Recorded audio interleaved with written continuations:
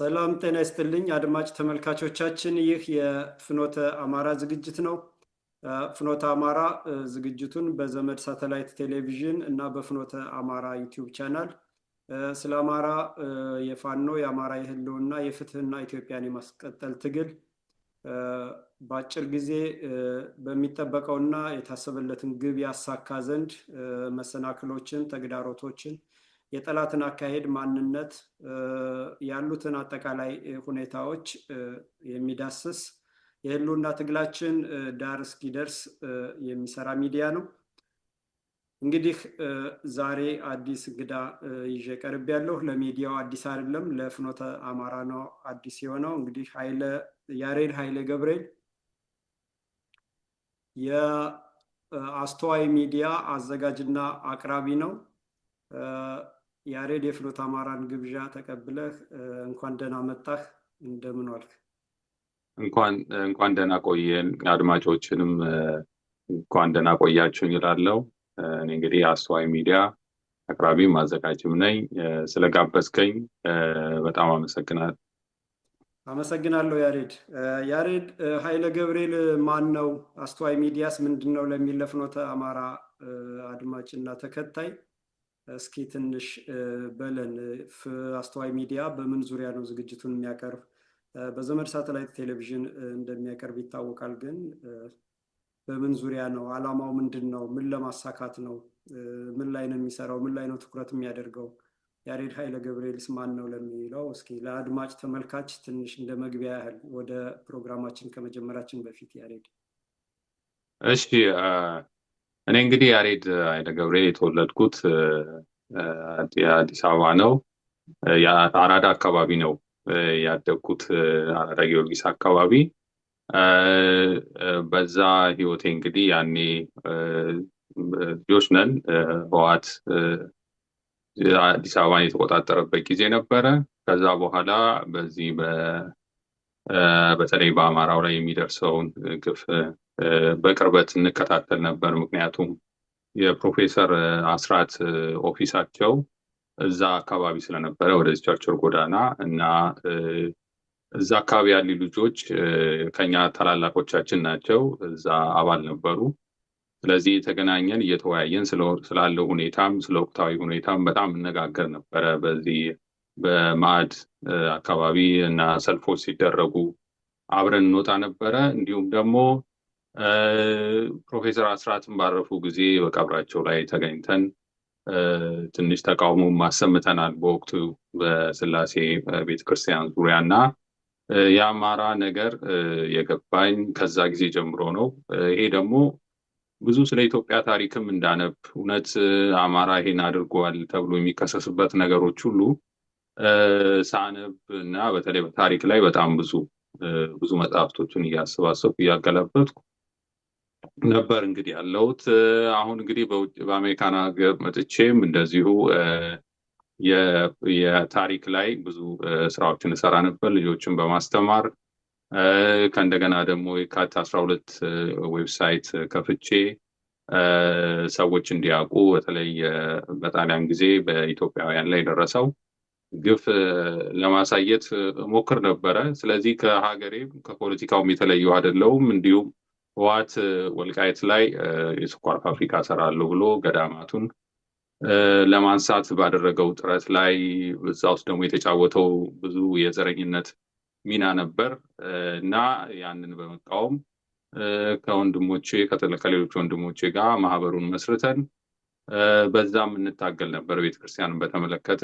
አሁን ደግሞ እንግዲህ እድሉን አግኝቼ በዚህ በዘመድ ሚዲያ ላይ ሀሳቤን ለማካፈል አስተዋይ ሚዲያ በሚል ከፍቻለሁ። በዛ ላይ ትኩረት የማደርገው በኢትዮጵያ ታሪክ ላይ እና በኢትዮጵያ ስርዓተ መንግስት ላይ ነው ወይም በፖለቲካ ላይ ነው እና ያለውንም ፖለቲካ እየተናገርን ከዛ በኋላ ከታሪክ ጋር እየተያያዝን እንደዚህ አይነት ፕሮግራሞችን ነው እያቀረብኩ ያለሁት። አሁንም ያለውን የአማራ የህልውና ትግል በዛ ፕሮግራም ላይ በተከታታይ አቅርቤ ያለው ሀሳቤንም በዛ በኩል አስተላልፌ ያለው ይሄ ነው ያለው ሁኔታ ባጭሩ። በጣም ጥሩ ያሬድ፣ አመሰግናለሁ። እንደውም ወደፊት ዛሬ ሳይሆን ወደፊት አዲስ አበባ ላይ የተሰራው ዲሞግራፊ አለ ወያኔ የህዝብ አሰፋፈር ለውጥ ብሎ መልሶ በማልማት በሚል ነባሩን ህዝብ ከአራዳ፣ ከፒያሳ፣ ከፍልውሃ፣ ከካሳንችስ ከሁሉም አካባቢዎች እየነቀለ አብሮ ያደገውን እየበታተነ የህዝብ ተቃውሞ እንዳይነሳ ህዝብ በአንድነት ችግሩን አገራዊ ችግሩን ህዝባዊ ችግሩን አማራዊ ችግሩን ኢትዮጵያዊ ችግሩን በጋራ እንዳይታገል ለማድረግ ለመበታተን መልሶ ማልማት እያለ ህዝቡን ሲበትን ሲያፈርስ ቤቱን ሲወርስን ይኖር። አሁን ደግሞ ኦሮሞማ መጥቶ ኮሪደር ልማት እያለ አማራውን እየነቀለ ነባሩን ህዝብ እየነቀለ አዲስ እያሰፈረ ዲሞግራፊውን እየቀየረ ህዝቡ የሚበላው የሚጠጣው አጥቶ አዲስ አበባን በመብራት እያሸበረቀ የዛም መብራትን ወጪ ህዝቡ ራሱ እንዲከፍል እየተደረገ ከመብራት ኃይል ቢሮ እየመጣለት ግራ ተጋብቷል። በዚህ ዙሪያ በሚቀጥለው በሌላ ፕሮግራም እንነጋገራለን። እንደው ካነሳው ላይ ቀር ነው ዛሬ የምንነጋገረው መሰረታዊ አንዳንድ ነጥቦች እናነሳለን። እንደሚታወቀው የአማራ የህልውና ትግል ሞቅ ቀዝቀዝ እያለ ንጉሱ ከተወገዱ ከንጉሱን ስርዓት ዘውዳዊ ስርዓቱን ካፈረሱበት በነውጥ ካፈረሱት በኋላ አማራ የጥቃት ኢላማ ተደርጎ ጨቋኝ ተጨቋኝ የሚል ብሂል መጥቶ አማራ ጨቋኝ ሌላው ኢትዮጵያዊ ተጨቋኝ ሆኖ አማራን ከመሬቱ መንቀል ከሀብት ንብረቱን መውረስ ማሳደድ መግደል የተጀመረው በደርግ ነው። ከዛን ጊዜ ጀምሮ ሞቅ ደመቅ እያለ አንተም እንዳነሳው እነ ፕሮፌሰር አስራት ወልደየስ አማራ በአማራነቱ ተደራጅቶ ማንነቱን ካላዳነ ጠፊ ነው ብለው መላው አማራ ህዝብ ድርጅት የሚል አቋቁመው ነበረ። ግን ራሳቸው እነዚህ ቅጥረኛዎች ባንዳዎች እየሰረጉ እየገቡ ፕሮፌሰር አስራትን መርዘው ገደሏቸው። ድርጅቱንም አፍርሰው ወደ ሌላ ቀየሩት እና ትግሉ ሞቅ ደመቅ እያለ መጡ። አሁን ኦሮሞማ በሁለተኛ ዙር ከደርግ በኋላ ማለት ነው ስልጣን ሲይዝ አማራን ትጥቁን አይደለም ቀበቶንም አስፈተዋለሁ ብሎ ሲዘምትበት አማራም የመጨረሻ ጽዋው ስለሞላ ተነሳና ቀበቶ አስፈታለሁ ትጥቅ አስወርዳለሁ ያለውን ወራሪ ዘረኛ ተገንጣይ አደረጃጀትና ቡድን እየደመሰሰ የህልውና ስጋቱን ሙሉ ለሙሉ ባይቀርፈውም ስጋቱን አስወግዶ በአሸናፊ ጎዳና ላይ ይገኛል። አሸንፎም 4 ኪሎን ተቆጣጥሮ በኢትዮጵያ ምድር ስር ነቀል ለውጥ ያመጣል። ለኢትዮጵያውያንም ነፃነትና ፍትህን ያሰጣል። የአማራ ህልውና ይከበራል።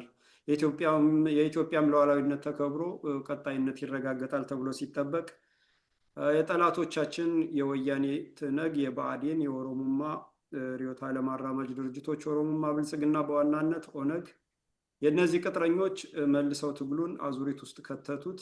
ወደፊት ይገፋል የተባለውን ወደ ጎን እያደረጉ ወጣ ገባ እያለ አሁን ላይ ደርሰናልና እንደው እስኪ አጠቃላይ አሁን ያለውን ሁኔታ እንዴት ታየዋለህ? ይሄንን ሁሉ ሂደትና ትግሉ ያለበት ደረጃ ኢትዮጵያ ያለችበት ደረጃ ኢትዮጵያውያን ያለባቸው ሁኔታ እና እነዚህ ጸረ አማራዎች አማራን በማጥፋት ሀገር እናቆማለን ብለው የተነሱ ድርጅቶች ያላቸው አቅምና ሁኔታ እንደው እንዴት ትገመግመዋለህ ያሬድ?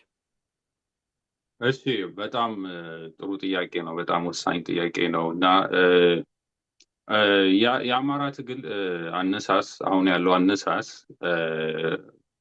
ህዝባዊ የሆነ ትግል ነው። አነሳሱ እንደ ሌሎች ወይም እንደ ኦነግ እንደ ህወሓት የሆነ የፖለቲካ አይዲዮሎጂ ይዘው መጥተው ህዝብን አሳምነው የተሳሳተ ታሪክ ይዘው እያደራጁት አንድ ባንድ የመጡት አይደለም። ይሄ ህዝቡ ራሱ አውቋል፣ የሚደረስበትን በደል አውቋል፣ ግፉን አይቷል። በቃኝ ብሎ ህዝብ ተነስቷል። ይሄ አነሳስ በጣም ውጤታማ የሚያደርግ አነሳስ ነው። አነሳሱ አይተህ ከሆነ ወዲያውኑ በትግሉ ላይ ወዲያው ከተሞችን የመቆጣጠር ደብረ ብርሃንን፣ ላሊበላን፣ ባህር ዳርን፣ ጎንደርን የመሳሰሉት ቦታዎች ላይ ከፍተኛ ቦታውን የመቆጣጠር ሁላ እድል የነበረው ነበር ሂደቱ። ምክንያቱም ህዝባዊ የሆነ ትግል ስለነበረ ነው አካሄዱ። በኋላ ላይ እንግዲህ ይሄን ትግል ፖለቲካ መሪ የለውም፣ ፖለቲካ ድርጅት ያስፈልገዋል የሚሉ አካላት መጥተው ነው እንግዲህ ሰርገው ገብተው ትግሉን ከእንደገና የነፃነት ትግል የህልውና ትግል መሆኑ ቀርቶ የእርስ በርስ የፖለቲካል ጉዳይ ብቻ አርገውት የፓርቲ ጉዳይ አርገውት አስቀሩት። የአማራ ትግል የተነሳበት 3 ነገሮችን ሊያሳካ ነው እንደኔ። አንደኛው ዘር ማጥፋት የፈጸመበትን የህልውና አደጋ የጋረደበትን ስርዓት ማስወገድ ነው። ሁለተኛ ይሄን ከ30 ዓመት በላይ የአማራን ህዝብ ላይ የዘር ማጥፋት ወንጀል የሰራው ህወሓትን ኦነግን ጨምሮ እነዚህን ሰዎች ለፍርድ እንዲቀርቡ ነው። ምክንያቱም ፍትህ ይፈልጋል። ያለ ፍትህ ሰላም አይገኝም። ሶስተኛው አዲስ ስርዓተ መንግስት መፍጠር ነው። ምክንያቱም አማራ ያልተሳተፈበት በግልም ሆነ በድርጅት ያልተሳተፈበት ህገ መንግስትና የህገ መንግስቱ የፈጠረው ይሄ የሀሳብ መስመር የምንለው እኛ ያልተሳተፍንበት አማራ ህዝብ ያልተሳተፈበት ክልል ምናምን የሚባለው ነገር ነው። ይሄንን አንደኛ ቀይሮ አዲስ ስርዓተ መንግስት መፍጠር ነው። ይሄ ነው ዓላማው። ይሄ በጣም ወሳኝ የሆነው ነገር ነው። ስለዚህ ይሄንን ነገር ትተው በአማራ ህዝብ ላይ ወንጀል የፈጸሙ ጄኖሳይድ የፈጸሙ አካላት ጋር መልሶ የመገናኘት መልሶ የመስራት ሀሳብ መፍጠር ማለት ይሄንን እነሱን ከተጠያቂነት ማዳን ማለት ነው። ስለዚህ አሁንስ ከነሱ ጋር መደራደር ከሆነ ከአሁንስ ካለው ስርዓት ጋር የማይደራደሩበት ምክንያት ምንድን ነው? ምክንያቱም ጉዳዩ የስልጣን ብቻና የጥቅም ብቻ አድርገውታል። ያ ህዝብ የተገደለበት፣ እናቱ የተገደለበት፣ አባቱ የተገደለበት፣ ያ ሁሉ መከራ የደረሰበት ፍትህ ሳያገኝ ሊቀር ነው ወይ የሚለው ትልቁ ጥያቄ ነው። ጥሩ ነገሩ አማራ ህዝብ ራሱ እንደ ህዝብ ስለሆነ የተነሳው ከላይ አሁን የመጡት የአማራ ህዝብ የፖለቲካ መሪ ያስፈልገዋል፣ የፖለቲካ ድርጅት ያስፈልገዋል ተብለው ሰርገው የገቡት አካላት ብቻቸውን ተነጥለው ይወጣሉ። ምክንያቱም ከአማራ የትግል ወይም የአማራ ከህልውና ትግል ከአማራ ጥያቄ ከተነጠልክ ራስ ለብቻ ትወጣለህ እንጂ አማራው ህዝብ አሁንም እንደታጠቀ ነው። አንተ አይደለህም ያስታጠቅከው፣ ስለ ራሱ ነው የታጠቀው።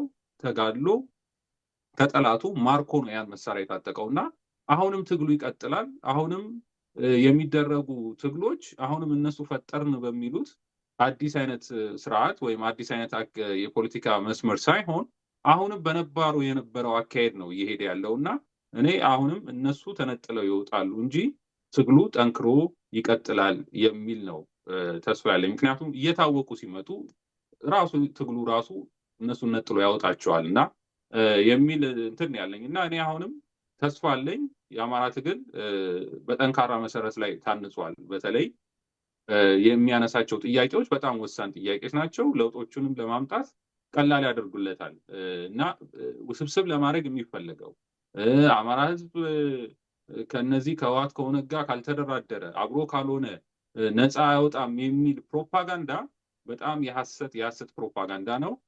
ይሄን ያክል ከባድ ውስብስብ የሆነ ነገር አይደለም። አማራ በራሱ ኃይል ማሸነፍ ይችላል የሚል ስለንቦናን የያዘ መሆን አለበት እንጂ ከአማራ ስለንቦና በጣም የራቁ ምናልባትም ለዘመናት እነ ህወሓትና የኦነጋውያን በፈጠሩት ተጽዕኖ በዛ ፕሮፓጋንዳ ሰለባ የሆኑ ሰዎች ካልሆኑ በስተቀር አማራ ሀገሩን ነፃ የማውጣት ሙሉ አቅም አለው የሚል እምነት ነው ያለኝ። በጣም ጥሩ ያሬድ፣ እኔም ያንተን ሀሳብ ነው የምጋራው። አቅም አለው፣ ይሄ ጥርጥር የለውም። ይደረጋል፣ ይፈጸማል፣ ግዴታ ነው። ሁኔታው አስገዳጅ ነው፣ ወደኋላ የሚባልበት አይደለም። ቅድም እንዳነሳትም አማራ የህልውና ትግል፣ የፍትህ ትግል፣ ሀገር የማስቀጠል ትግል ውስጥ የጎንዮሽ ጥቅም፣ ቅጥረኝነት፣ ባንዳነትን ለጥቅምን ለማግኘት ዝናን ለማግኘት ስልጣን ለማግኘት አንዲት ነገር አንጠልጥሎ የመጣ በጊዜ ሂደት እየተፈጠረ ይወጣል፣ እየተንገዋለለ ይወጣል። ሲስተሙ ራሱ ያወጣዋል፣ ራሱ ሂደቱ ያጋልጠዋል፣ ብቻውን ያስቀረዋል ማለት ነው። ሌላው አሁንም አማራ ጠልነትን፣ ጸረ አማራነትን፣ ጸረ ኢትዮጵያነትን፣ ጸረ ኢትዮጵያ ኦርቶዶክስ ተዋህዶ እምነትን ተፈጻሚ ወይንም ሊያስፈጽም የተጻፈው ህገ መንግስትና አጠቃላይ የወያኔ የኦነግ አሻራ የሆነ በሙሉ መነቀል ነው ያለበት ከኢትዮጵያ ምድር።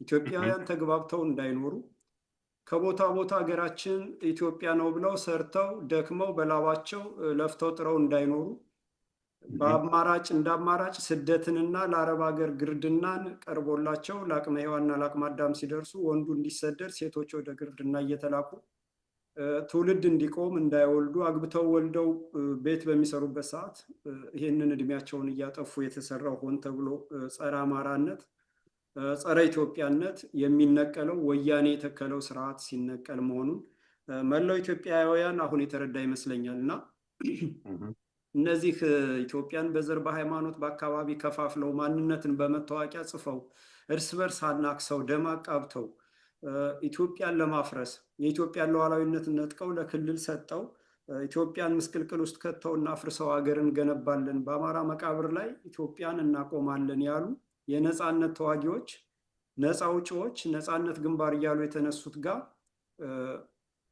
አሁን ያሉት የፋኖ መሪዎች እኔ ቅጥረኛ ባንዳ ነው የምላቸው እነ አስረስ ማረ ዳምጤ፣ እነ ዘመነ ካሴ፣ እነ እስክንድር ነጋ እነዚህ ወዳጅና ጠላትን እየቀላቀሉ ዓላማንና መርህን እያወሳሰቡ ህዝቡን በንቶ ፈንቶና በድራማ በተውኔት እያታከቱ አሁን ከጠላቶቻችን ጋር ቁመን አባትን ገዳይ ከእናት ገዳይ ጋር ሁነን እንጥላለን ይላሉና ወያኔ የጻፈውን ሰነድ ሳይቀድ ይሄን ህገ መንግስት ወያኔ በ1968 የጻፈው ወረቀት ነው። ኢምፔሪያሊስት አማራን ማህበራዊ ረፍት እንነሳታለን፣ በአማራ መቃብር ላይ ትግራይ እናቆማለን ብሎ የጻፈውን ነው ህገ መንግስትነት የቀየረው ተኳኩሎ።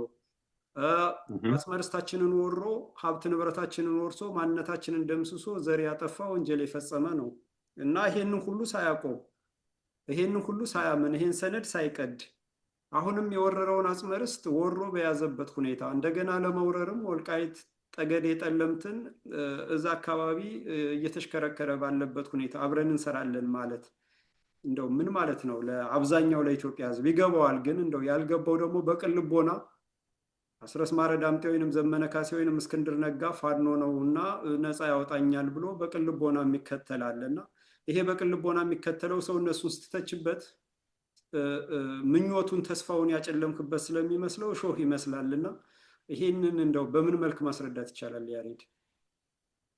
አዎ ምንድነው መጀመሪያውኑ ቅድም እንዳልኩት የአማራ የፋኖ ትግል እንቅስቃሴ ሲነሳ በጣም አስደንጋጭ ነበር። አሁን እኛ እንደ ቀላል ነው የምናየው። በጣም ከባድ ነበር። በእጃዙ ኢትዮጵያን ቅኝ ለመግዛት የሚፈልጉ ኃይሎች ቢሆንም ከእንደገና ለነ ህወሓት ለነ ኦነጋውያን በጣም አስደንጋጭ የሆነባቸው እና ወዲያው እንግዲህ ስራ ነው የሰሩት። ማን ነው የሚታመነው ማንን ከሌም ብናስገባ ተብሎ የአማራን ፍላጎት የያዘ ሳይሆን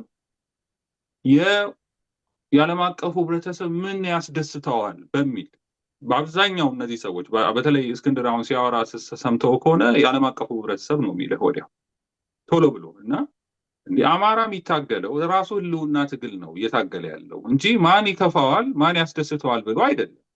ምናልባት በድሮ በአድዋ ቂመኞች ሊኖሩ ይችላል። በአማራ እንደ ስጋት እንደ ትሬት እንዲያዩ ተደርጓል። እናውቃለን። ህወሓቶች ይሄን ነበር ሲሰሩበት የነበሩ። አማራ ኮንሰርቫቲቭ ነው፣ አማራ ሃይማኖተኛ ነው፣ ጠንካራ መሰረት ያለው ነው። እንደዚህ አይነት ህብረተሰብ እንደዚህ አይነት ማንነት ያለው ህብረተሰብ ወደ ስልጣን ላይ ቢመጣ ለእኛ እንደፈለገ አይታዘዝልም የሚሉ አሁንም በእጀዙር ሀገራትን ቅኝ መያዝ የሚፈልጉ ኃይሎች አሉ። ስለዚህ እነሱ ናቸው እንግዲህ ተጽዕኖ እያሳደሩ ያሉት። የዲፕሎማሲ የሚባለው ይሄ ነው እንጂ የአማራ ህዝብ ችግር ኖሮበት አይደለም። የነፃነት ትግልም እነሱ በሚፈልጉት አይነት በጣም ደካማ በሆነ አስተሳሰብ ይሄ ወደ ከህወሓት ጋር ካልገባን ከሌ ጋር ካልገባን እነሱ የሚሉትን ካልሰማን የሚለው ነገር በጣም በጣም አደገኛ ነው እና ይዘውበት የመጡት ነገር ወዲያው ምንድነው የሆነው? የእነሱ ከገቡ ጀምሮ እነሱ ካመጡበት ጀምሮ ነው እንግዲህ ትግሉ በወሬ እርስ በርስ በመናቆር ጉዳዩ የነፃነት ትግል መሆኑ ይቀርና የህልውና ቀርቶ የፖለቲካ ጉዳይ ሆኖ እርስ በራሳቸው እኔ አውቀውም ይመስለኛል ጊዜያችንን የገደሉት ትግሉ ወደፊት እንዳይንቀሳቀስ ህዝቡ እንዲጠራጠር ያደረጉት እና ተጽዕኖ የፈጠሩት አሁንም መከራ ውስጥ እያቆዩት ያሉት እነዚህ ሰዎች ናቸው እና እኔ ማወቅ ያለብን መጀመሪያ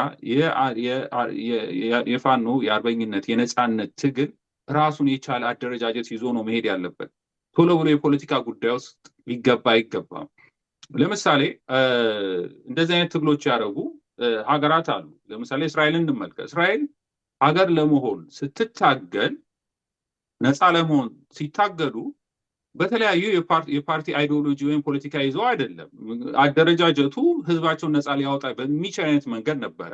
ነፃ ከወጡ በኋላ ግን አሁን እስራኤል ውስጥ ምናልባት ከ12 በላይ አንተ ታውቀዋለህ በለጠ፣ ከ12 በላይ ፓርቲዎች አሉ። ያኔ ትግል ላይ ያሉ ጉዳዩ የአይዲዮሎጂ ጉዳዩ የፖለቲካ መስመር እንደ ፊውቸር እያሰቡ ለምሳሌ እንደነ እስክንድር የእነ እስክንድር ማኒፌስቶ አውጥተው እኛ የምንመራው ይሄ ነው፣ ልክ እንደ አንድ ምርጫ ላይ እንደሚወዳደር ፓርቲ ነው ይዘው የመጡት። እነዚህ አይነት ነገሮች አንድ ሀገር ላይ አንድ ፓርቲ ሊኖር አይችልም። ብዙ አይነት ፓርቲዎች ሊኖሩ ይችላሉ። እዛ ጉዳይ ላይ አይደለም አሁን ያለ ነው። አሁን ያለ ነው ሀገራችን ነፃ የማውጣት ይህን ስርዓት የማስወገድ የህልውና ትግል ላይ ነን። ከዛ በኋላ ያሉ የፓርቲ ጉዳይ ሊደርስ ይችላል። ግን ሆን ብለው ህዝቡን ለመከፋፈል ከሌ ነው መሪ የሚሆነው፣ ከሌ ነው ስልጣን የሚሆነው፣ ከሌ ነው ቤተመንግስት የሚገባው፣ ከሌ ነው ምናምን የሚለውን ነገር ሆም ተብሎ ህዝቡን ለመከፋፈል የተጠቀሙበት ሴራ ነው ብዬ ነው የማስበው። እና አሁን አይደለም፣ አሁን ጊዜው አንድ ላይ ሆነን አንድ ላይ ቆመን እነዚህ የአማራ ህልውና የአማራ ጥያቄዎችን ማሳካት ነው። ስርዓቱን ማስወገድ፣ ፍትህ እንዲያገኝ ማድረግ፣ አዲስ ስርዓተ መንግስት ማምጣት። ይሄ ነው። ይሄ ላይ መሰረት ከታነጸን ጠቅላላ የኢትዮጵያ ህዝብም ይሄን የሚፈልግ ነው። አዲስ ስርዓት የሚፈልግ ነው። ራሱ ፍትህ የሚፈልግ ነው። ራሱ ይሄ ስርዓተ መንግስት እንዲወገድ የሚፈልግ ነው። ከማንም ጋር የሚያጋጨን ከማንም ጋር የሚያጣላን እንጂ ህወሓት በሰራው ድንበር ተካፍለን ህወሓት በሰራው ሀሳብ መስመር ተቀብለን አንተ ከዚህ ጋር አንተ ከዚህ ጋር የምንልበት ጊዜ አይደለም እና በቀላሉ ይህን ስርዓት ልናስወግድ የምንችለው ወደፊት ከሚመጣው የፖለቲካ ፓርቲ አደረጃጀት ሳይሆን አሁን በተቀመጥበት እንዴት ይህን ስርዓተ መንግስት አስወግደን እንዴት የተሻለ ስርዓተ መንግስት እናምጣ ላይ በሚለው ላይ ነው ትኩረት ማድረግ የነበረብን ማለት ነው። እነሱ ግን ጊዜያቸውን የፈጁት በርዕዮተ ዓለም ጉዳይ ላይ እርስ በርስ በመከፋፈል እርስ በርስ እንዲጣላ እያደረጉ እንዳንስማማ አድርገው ጊዜውን ፈጁት እንጂ ፋኖ ሲነሳ ጊዜም አልፈጀበትም። ጎንደርን ለመያዝ፣ ደብረ ብርሃንን ለመያዝ፣ ጎጃም ለመግባት፣ ባህር ዳር ለመግባት እና ላሊበላ ለመግባት እና ይሄ ሁሉ ነገር ይሄ በዛ ፍጥነት ቢሄድ ኖሮ አማራ ህዝብ አንድ ነው። የሀሳብ ልዩነት የለንም። እነሱ አንድ እንሁን ይላሉ፣ ህዝቡ ግን አንድ ነው። ያለምንም ኮሚኒኬሽን እኮ ነው ተገናኝቶ በአንድ ላይ በሁሉም አቅጣጫ ላይ ተነስቶ ውጤት ያመጣው እና ምኑን አንድ የሚሆን የትግል አንድነት ከሆነ መጀመሪያ የዓላማ አንድነት ያስፈልጋል። በማን መሰረት ላይ ነው? አዲስ አይዲዮሎጂ አይደለም የምንመጣው፣ አዲስ ስርዓት አይደለም። ከህወሓት ጋር መደራደር አለብን ከገሌ ጋር ምናምን አይደለም። መሰረቱ አማራ ህዝብ የተነሳው ምን ሆኖ ነው? ምንድነው ጥያቄዎች? በዛ መሰረት ላይ ነው ሁላችንንም አንድ የሚያደርገን። በዛ መሰረት ላይ ተነስተን መታገል ያለብን እንጂ እንደዚህ አይነት መስመር ብንከተል እንደዚህ አይነት መስመር የሚለው የህወሓት አይነት አካሄድ ወይ ይሄ የፖለቲካ ብልጠት ልበለው እና የፖለቲካ ጥቅመኝነት ልበለው በእንደዚህ አይነት አካሄድ የሚሆን አይደለም። እንደኔ ትንማን አረዳል። እውነት ነው ያሬድ። እንግዲህ የህልውና ትግል ለዓለም አቀፉ የህልውና ትግል ላይ ያለ ህዝብ ለዓለም አቀፉ ህብረተሰብ እንዴት ያየዋል፣ እንዴት ይረዳዋል፣ ምን ይለኛል አያገባውም። ምክንያቱም የዓለም አቀፉን ህብረተሰብ አኗኗርና ወይንም ጥቅም እስካልነካ ድረስ ህልውናውን ለማዳን ወይንም ደግሞ የዓለም አቀፉ ህብረተሰብ ህልውናውን መጥቶ እስካላዳነለት ድረስ የህልውናውን የሚታገል ህዝብ ስለ ዓለም አቀፉ ህብረተሰብ ምን አገባው የፈለገውን ቢልና ይሄ ማሳሳቻ አንድም የዛ አቅጣጫ ማስቀየሪያ ማታለያ የሚጠቀምበት ነው። ዲሞክራሲ እያለ እስክንድር ነጋ የሚያጭበረብርበት ስልት በእርግጥ አሁን ካባው ተገፎ ራቁቱን ቁሟል። ሲያጭበረብርበት የኖረው ከእግዚአብሔር የበለጠ የሰውን ልጅ ታላቅ እያስባለ ስም አስፈጥረው የሰጡት ትወና ገጸ ባህሪ ተጋልጦ ማንነቱ ታውቋል። ብዙ ወገኖቻችንን ወንድሞቻችንን አስፈጅቶ ቢሆንም ቅሉ እና ሌላው የድሮ ጦርነት በመሳሪያ ነው፣ የጦር ሜዳ ላይ ነው። ያሸነፈ ዓላማውን ያስፈጽማል፣ የተሸነፈ ለአሸናፊ ይገዛል። አሁን ያለው ጦርነት ግን የመረጃ ጦርነት፣ የትርክት ጦርነት፣ የኢንፎርሜሽን ዋርፌር የሚሉት እንደዛ ነው እና በዚህ በመረጃውን ማሳሳት፣ በፕሮፓጋንዳ ማሳሳት፣ የህዝቡን ቀልብ ማሳጣት፣ የሚይዘውን የሚጨብጠውን ማሳጣት፣ የትግሉን ውል ማጥፋት ነው። ፋኖ ሲነሳ ይሄ መሬት በቀል ነው፣ ህዝባዊ ነው፣ ህልውናን ለማዳን ነው። አንድነቱ አማራነቱ ነው። አንድነቱ አማራ ላይ ስለተዘመተ ነው። አማራን አጥፍተን ኦሮሚያን ወይንም ደግሞ ትግራይን እንገነባለን ብለው ስለተነሱ ነው አጥፊዎች፣ ወራሪዎች፣ ባንዳዎች፣ ተገንጣዮች ማለት ነው። ስለዚህ ይህ አንድነታችን መሰረት ሆኖ ሳለ ግን አንድነት እንዲናፈቅ ከዛ ደግሞ አንድነት ሲመጣ ደግሞ ሽኩቻ እንዲሆን ማለት ጠላቶቻችን ጊዜ እንዲገዙ፣ ህዝቡ ታጋዩ እንዲዳከም፣ ህዝቡ እንዲሰለች፣ በመሀል ደግሞ አስተማሪውን፣ ዲያቆኑን፣ ቀሳውስቱን መግደል፣ መዝረፍ፣ ማሳደድ፣ በፋኖ ስም መዝረፍ እና ፋኖን ህዝባዊነት ማሳጣትን ነው እነዚህ አመራሮች ሲሰሩ የነበሩት እነ እስክንድር፣ እነ ዘመነ እና አስረስና አሁንም ይሄን ነው እያደረጉ ያሉት። ይሄ ስኳድ የሚባል ስብስብም አለ እነ ጌታ ስራደ ምናምን በሙሉ ጎንደር ላይ ያሰማርተው እያዘረፉ ህዝቡን እያሳገቱ ይሄን ያህል አምጡ እያሉ ግራ ሲያጋቡ የነበሩት እና ይሄ ሁሉ የፕሮፓጋንዳ ዘመቻው ነው። ይሄ በቅልቦና የሚነዳው በሙሉ አሁን ቀልቡን እየሰበሰበ ይመስለኛል። ሌላው ጥሩ ምሳሌ አንስተሃል። እስራኤል አሁን ከ15 በላይ ነው የፖለቲካ ፓርቲ ያለ። በነገራችን ላይ ወደ 15 ነው። ትግል ሲጀምሩ በአመፅ ነው የጀመሩት። እንግሊዞች ነው ይሄ ከምስራቅ የሚድልስት ከሚባለው አካባቢ ነቅለው እንዲወጡ ያደረጓቸው መጀመሪያ እንግሊዞችን ነው። እንግሊዞችንም በደፈጣ ውጊያ ነው ጥለው እንዲሄዱ ያደረጓቸው። በደፈጣ ውጊያ ምድር እሾህ እንዲሆንባቸው ካደረጉ በኋላ ነው ወደ አያት ቅድመ አያቶቻቸው አጽመ ርስት መጠው አሸዋ ላይ ድንጋይ ተሸክመው ንዳድ ወባ እየጨረሳቸው አገር ያቆሙት ማለት ነው። ዛሬ አውሮፓ በሙሉ ሲያሳድዳቸው የነበሩ ዛሬ ተከብረው ራሳቸውን አስከብረው የሚኖሩ ናቸው። የሚገርም ነገር ለሀገራቸው ሉዓላዊነትና ለሕዝባቸው ህልውና እርስ በርስ እስከ መደባደብ እስከ መገዳደል ሊደርሱ ይችላሉ። ሁሉም እኩል መብት አለው ለሀገራቸው፣ ለእስራኤል ሀገር ሁሉም ዋጋ እኩል ነው እንትን የሚሉትና ህገ መንግስት የላቸውም። የተጻፈ ህገ መንግስት የላቸውም። የሚገርምህ ህግ ምን ያዋጣል ለህዝቡ ብልጽግና፣ ለተሻለ ኑሮ እድገት፣ ለትውልድ ቀጣይነት ምን ያዋጣል፣ ለሀገር ሉዓላዊነት ምን ያዋጣል የሚለውን እየተፋለጡ እየተማከሩ ያመጣሉ እንጂ ይሄ ዝም ብሎ በአንድ ነገር ላይ ተከንችሮ እንትን የሚል ነገር የላቸውም እና አገራቸውን ሲመሰርቱ ጥቂት ሁነው ነው የጀመሩት። ጥቂት ሁነው ደፋሮች ገቡ። እነዛ ጠላቶቻቸው ያሏትን የታገሏቸውን አሸንፈው ሀገራቸውን አቁመው ለዛሬ በቅተዋል እና የኛ ደግሞ የሚለየው የኛ በሀገራችን ላይ ትልቁ ህዝብ ሆነን እነሱ ከሀገራቸው አስወጥተዋቸው ነው፣ ከምድራቸው ነቅለዋቸው በትነዋቸው ነው፣ ተመልሰው መጠው ነው ሀገር ለማቆም እንትን ያደረጉት። የሚከብደው ጥለኸው የሄድከውና በሌላ ቁጥጥር ውስጥ የወደቀን መልሰ ለመቆጣጠር እና ሰርገ ገብተህ ገዢ ቦታ ይዘህ ለመታገል ማበጀት ብዙ ዋጋ የሚያስከፍል ብዙ ደም የሚያስፈስስ ስራ ነው። ያንን የተወጡት። የኛ ደግሞ በፕሮፓጋንዳ በውሸት ትርክት የኦሮሞ ህዝብ ትልቅ ነው እየተባለ 7 ሚሊዮን የማይሞላውን ህዝብ አንደኛ አደረጉት።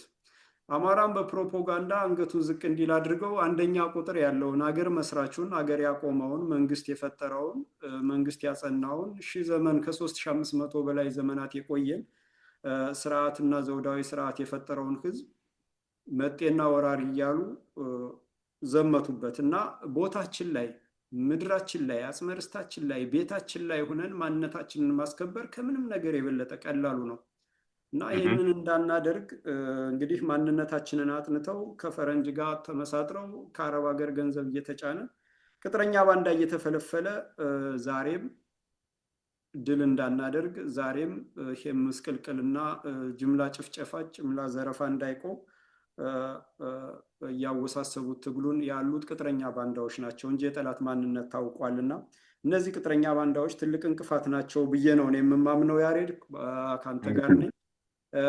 ወደ ትንሽ ወደ ኋላ እንደውም ልመለስና ወደ ብሔርተኝነት እስኪ እናንሳና እንወያይ ያሬድ። የትግሬ ብሔርተኝነት አለ፣ የኦሮሞ ብሔርተኝነት አለ፣ የአማራ ብሔርተኝነት አለ እና የአማራ ብሔርተኝነት እንግዲህ ግፍ የወለደው ነው። የትግሬ ብሔርተኝነት አገር ናፋቂ ታላቋን ትግራይ ሊያቆም የተወለደ ነው። የትግሬ ሕዝብ ወርቅ ነኝ ብሎ የተነሳ ነው። የኦሮሞ ብሔርተኝነት ዛሬ ያላጠፋው ነገ ያጠፋሃል በሚል ሌላውን አጥፍቶ ማንነት ደምስሶ አገር ለመመስረት ኢትዮጵያው ቶፍ ኦሮሚያ የሚል ኦሮሞ ብቻ የሚል ብሔርተኝነት ነው። የአማራ ብሔርተኝነት ደግሞ የነዚህ ግፍ የወለደው ነው እና እስኪ ስለ ብሔርተኝነት ለዚህ ወጣት እንደው ምን ታስተምራለህ ያሬድ? እስኪ እዚህ ጋር እንወያይ። እሺ ያው ብሔርተኝነት ቃሉ ሀገር ማለት ነው በአማርኛ ሲተረጎም። በአንድምታው በሌላ ደግሞ አንድምታ ብሔር ማለት ህዝቦች አንድ ቋንቋ ተናጋሪም ሊሆኑ ይችላሉ፣ ብሔር ተብለው ይጠራሉ። የህወሓትና የኦነግ ብሔርተኝነት መሰረት የሚያደርገው መገለጫው የፋሽስትና የናዚዝም ትርክት አይነት ነው ይዞ ተከትሎ የሚሄደው። የህወሓትና የኦነግ በተለይ የፋሽዝም የናዚዝም እና በዚህ ደግሞ በሳውዝ አፍሪካ ውስጥ የወለደው የአፓርታይድ የወለደ ብሔርተኝነት ነው። ያ ነው መሰረቱ፣ መገለጫውም ይሄ ነው። ዋና ዋና እንትኖችን ብናያቸው የመጀመሪያው የነሱ የብሔርተኝነት አደጋ የሚሆነው ለማንም ቢሆን አደጋ የሚሆነው መጀመሪያ የራሳቸውን ታሪክ ረስተው ህዝባቸውን ራሱ ታሪክ አልባ ነው ያደረጉት። ለምሳሌ አሁን ህወሓትን ብንመለከት የትግራይ ህዝብ ታሪክ አልባ አድርጎታል። መሰረቱን ከማንነቱ ነቅሎታል፣ ከባህሉ ከእሴቱ ነቅሎታል። ኦነጋውያንም እንደዚህ ነው። ያን ታሪክ አጥፍተው ሌላ አዲስ ትርክት ነው ይዘው እየመጡ ያሉት። አንደኛ ይሄ መገለጫቸው ናቸው። ሌላውኛው መገለጫ ጠላትና ወዳጅ የሚሉት ነገር አለ። አሁን አማራ እንደ ጠላት ነው የተወሰደው በህወሓት ብሔርተኞች፣ በኦነግም ብሔርተኞች። ስለዚህ ጠላት የሚሉት ህዝብ አለ። ሌላውኛው ደግሞ የኔ የሚሉት ክልል ፈጥረዋል ወይም ራሳቸውን ወደ ሀገር ኢትዮጵያን ሀገር አፍርሰው ሌላ ሀገር ለመመስረት ነው እየሄዱ ያሉ። ይሄ ነው የነሱ አንደኛው ብሔርተኝነት። እንደዚህ አይነት የብሔርተኞች በህዝብ ላይ ጥላቻ ያደረገ ሀገር ለመመስረት የሚሄድ ያ የመሰረቱት ደግሞ ሀገር ፖለቲካሊ የዛ ብሔር ብቻ ነው፣ እዛ ያለው ነዋሪ እንደ ዜጋ የማይቆጠርበት ወይም እንደ አካባቢው ምንም አይነት በፖለቲካም ሆነ በኢኮኖሚ ያለ ምንም አይነት ነገር እንቅስቃሴ የማያደርግበት ተጽዕኖ የሚደረግበት። እንደዛ ከሆነ መጨረሻው የሚሆነው ዘር ማጥፋት ነው የሚሆነው፣ ልክ እንደ ፋሽስም እንደ ናዚዝም። ስለዚህ ያ የነሱ ብሔርተኝነት ይሄንን ይዞ ተከትሎ የሚሄድ ብሔርተኝነት ነው። የአማራ ብሔርተኝነት ብሶት የወለደው ብሔርተኝነት ነው። ኢትዮጵያን ሀገሩን የካደ ብሔርተኝነት አይደለም። ኢትዮጵያን እንደ ሀገር ብሎ ነው እሱም ሀገር ብሎ የሚያየው እንጂ ህወሓት የሰጠውን ይሄ የሀሳብ መስመር ይሄ ነው የኔ ክልል ሊል አይችልም። ምክንያቱም ያልተሳተፈበት ነው፣ በጉዳዩ ላይ ምንም አይነት ነገር ያልተደረገበት ነው። ስለዚህ እስካሁንም አሁንም የአማራ ህዝብ የሚያምነው ሀገሬ ኢትዮጵያ ነው ብሎ ነው። አለቀ። ሌላ አዲስ ሀገር ለመመስረትም አይደለም። ሁለተኛው የአማራ ፋኖ አነሳስ ራሱ ፋኖ የምንለው ከአርበኝነት ጋር የተያያዘ ነው። ስለዚህ የህዝብ የራሱን ህልውና ለማስከበር የተደራጀበት የተሰባሰበበት የብሔርተኝነት እንቅስቃሴ ነው እያደረገ ያለው እንጂ ከፋሽዝም የተወረሰ ምንም አይነት ነገር የለውም። ይሄን አንድን ህዝብ ጠላቴ የሚለው ህዝብ የለም። ድርጅቶች ተደራጅተው ወንጀል ፈጽሞታል፣ ጄኖሳይድ አድርጓቸዋል። በግልም ሆነ በቡድን የተሳተፉ እነዚህ አካላትን ለወንጀል ይጠይቃል፣ ለፍርድ ይፈልጋቸዋል፣ ፍትህ ይፈልጋል። እነዚህ ሰዎች ወንጀለኞች ናቸው፣ ድርጅቶችም ሆነ ግለሰቦች እንጂ በተረፈ ይሄ ነው የሚለው ታሪክ እየጠቀሰ ጠላቴ ነው የሚለው ህዝብ በህዝብ ደረጃ በግለሰብ ደረጃ የለም። ስለዚህ ከነሱ የተለየ ነው ማለት ነው። አለው መገለጫውን እኮ እያየን ነው እኮ። መገለጫው ምንድን ነው? የነሱ ሰውን እንደ ጠላት ስለሚያዩ ጦርነት እንኳን በሚያደርጉበት ጊዜ የሚያደርጉትን ነገር እያየን ነው። የገበሬውን ህዝብ እህሉን እያቃጠሉ እየገደሉ ንጹሐንን፣ ህወሓቶችም ስናይ የ80 ዓመት አሮጊት እስከ መድፈር ድረስ ህፃናቶችን እስከ መግደል ድረስ ከብቱን እንስሳውን እስከ መግደል ድረስ የሄደ አካሄድ ነው። ይሄ ነው የእነሱ ጥላቻ ላይ የተመሰረተ ፍጹም ሰይጣናዊ የሆነ ብሔርተኝነት ነው እነሱ የተከተሉት። አማራ ግን ይሄን እያደረገ አይደለም። አማራ የማረከውንም ምን እያደረገ እንደሆነ አይተናል። ስለዚህ እንደዚህ አይነት ባህሉም አይደለም። ከእንደገና ሃይማኖቱን ጥሎም አይደለም፣ ከሃይማኖቱ ጋር አልተጣላም። አሁን የህወሓት ብሔርተኞች ከራሳቸው ሃይማኖት ጋር ራሱ ተጣልተዋል። ለዛውም እንደ ጨቋኝ አድርገው ቤተክርስቲያኑን ፈርጀው ነው ሲንቀሳቀሱ የነበሩት። ኦነጋውያንም እንደዚህ አሁን የሚያደርጉት እናያለን፣ እንዴት ክርስቲያኖች እንደሚፈጁ፣ እንዴት ክርስቲያኖች እንደሚያሳዱ። አማራ ግን እንደዚህ አይደለም። ለዛውም እምነቱን ይዞ እስላሙም ቢሆን በእስልምናው፣ ኦርቶዶክሱም ቢሆን በኦርቶዶክሱ፣ እስላሙም ቢሆን እየሰገደ ኦርቶዶክስም ሃይማኖቱን ይዞ ከሃይማኖቱ ጋር አልተጣላም። ይሄ እንደዚህ አይነት ናሽናሊዝም አይደለም ይዞ የመጣው። ለዛውም እንደ አባቶቹና እንደ አያቶቹ አባቶቹ ላይ መሰረት ታሪክ ያደረገ ነው እንቅስቃሴ እያደረገ ያለው። ስለዚህ አማራ ለምንድን ነው ይሄን ያደረገው? አማራ ረጅም ታሪክ አለው፣ የመንግስትነት ታሪክ በሺህ የሚቆጠር። ስለዚህ በዛ መሰረት ላይ ቆሞ ውጤታማ መሆን ይችላል። የፋሺስት አይዲዮሎጂ አያስፈልገው፣ የናዚ አይዲዮሎጂ አያስፈልገው። ስለዚህ በራሱ መሰረት ላይ በራሱ ታሪክ ላይ ተነስቶ ሀገሩን ነፃ ማውጣት፣ ራሱን ነፃ ማውጣት ይችላል። ምንም ችግር የለበትም። ስለዚህ እንደነሱ ብሔርተኞች ከፋሺዝም የሚዋሱት ነገር ምንም ነገር አይኖርም። ስለዚህ በራሱ መሰረት ላይ የታነጸ ራሱን ለማሰባሰብ ራሱን አንድ ለማድረግ የመጣበት የብሔርተኝነት አደረጃጀት ነው ይዞ የሚሄደው። በተለይ ከአርበኝነቱ ጋር የተቀላቀል ሆኖ ነው እየሄደ ያለው እና ስለዚህ ከነሱ ፍጹም የተለየ ሌላውን ህዝብ ጠላት አድርጎ የማያይ ወደፊትም ተስፋ የሆነ ለዛውም እኮ በጣም ብዙ ህዝብ እኮ በፋኖ እንቅስቃሴ ላይ ትልቅ ተስፋ ያለውን ትልቅ ተስፋ ይዞ ነው የመጣው። አሁን እነዚህ የተባሉ ጥቂት ሰዎች ናቸው መጥተው ኦነግን እንይዛለን፣ ህወሓትን እንይዛለን ሲሉ ሰው ደነገጠ ጭራሽ። ምክንያቱም ኦነግ የሚባለው አደረጃጀት ራሱ አስተሳሰቡ አሁንም በኦሮሞ ህዝብ ላይ በጠላትነት ነው። አሁን ተመችቶት እየኖረ እኮ አይደለም እኮ ያለውን ችግር እኮ እናውቃለን። ስለዚህ መልሰው እንደዛ ውስጥ ወደ ጭቃ ውስጥ ለመግባት የሞከሩት ነገር በጣም የሚያሳዝን ነው እንጂ አማራ ባህል እስካለው፣ ታሪክ እስካለው፣ እሴት እስካለው፣ የመንግስትነት ረጅም የሆነ ጥልቅ የሆነ ታሪክ ካለው በዛ መሰረት ላይ ቆሞ ነፃነቱን ማስከበር ይችላል የሚል ሀሳብ ነው ያለኝ።